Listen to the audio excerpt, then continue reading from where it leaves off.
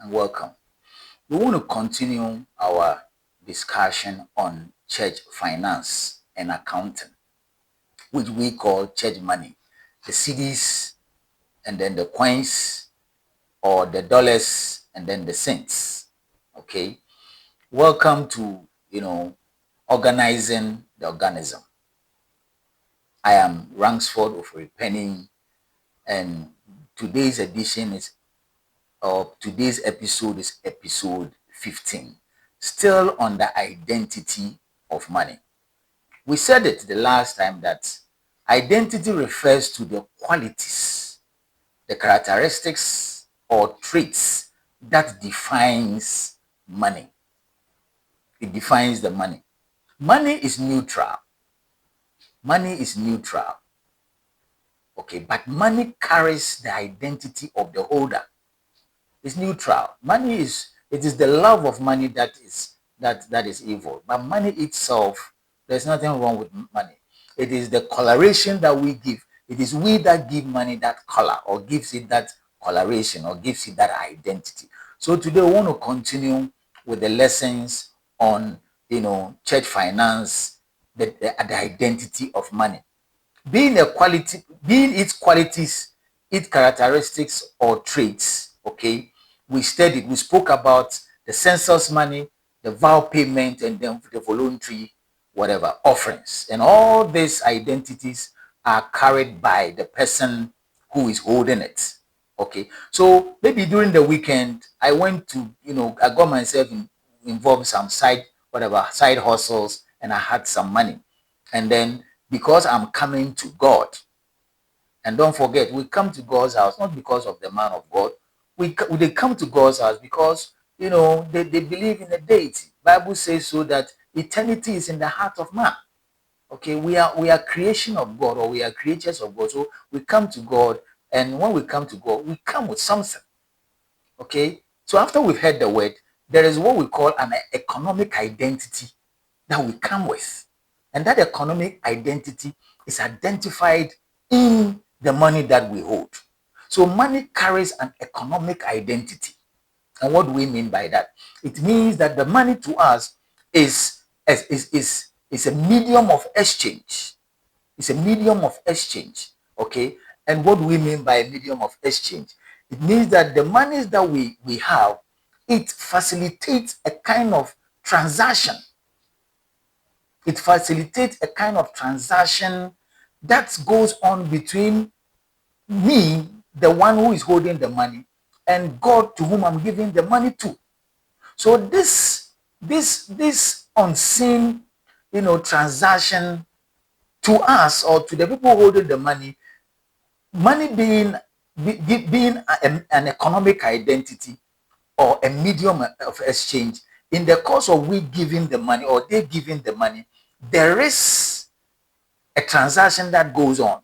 We come to God's house to exchange what maybe you can call our troubles, our challenges, our problems with, the easiness of God, the peace of God, the coolness of God, the calmness of God, the goodness of God, the protections of God, the guidance of God, and also the provisions of God.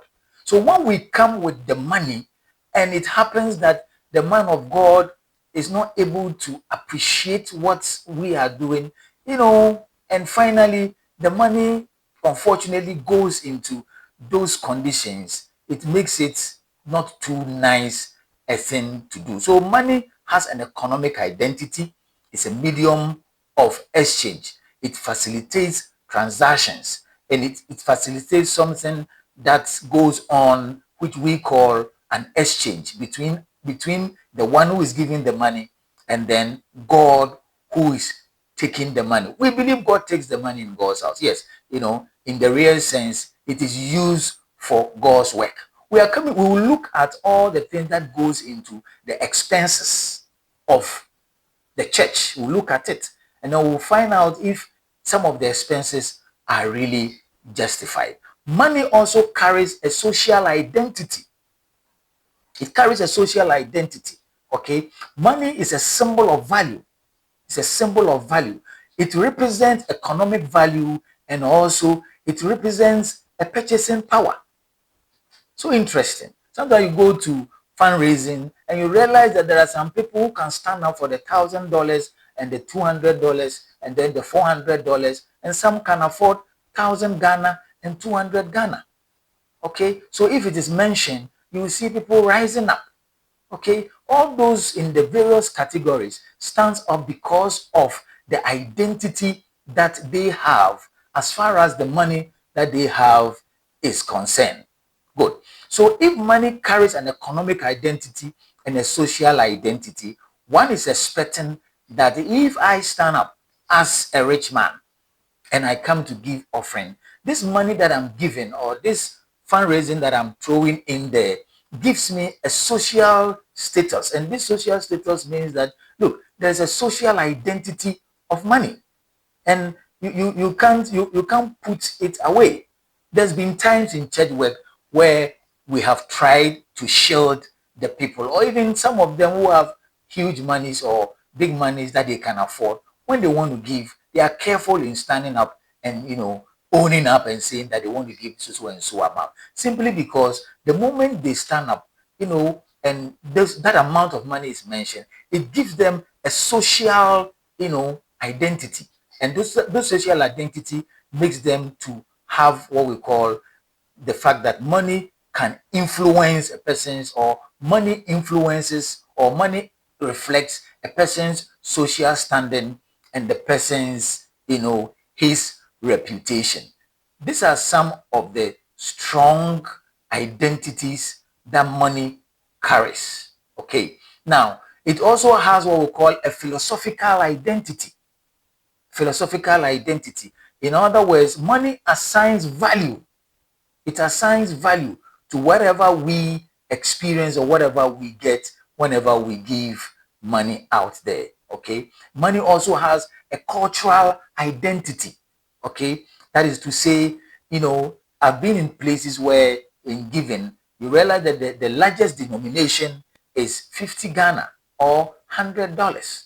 There are places where the highest denomination, the highest denomination is 200 Ghana or 100 Ghana.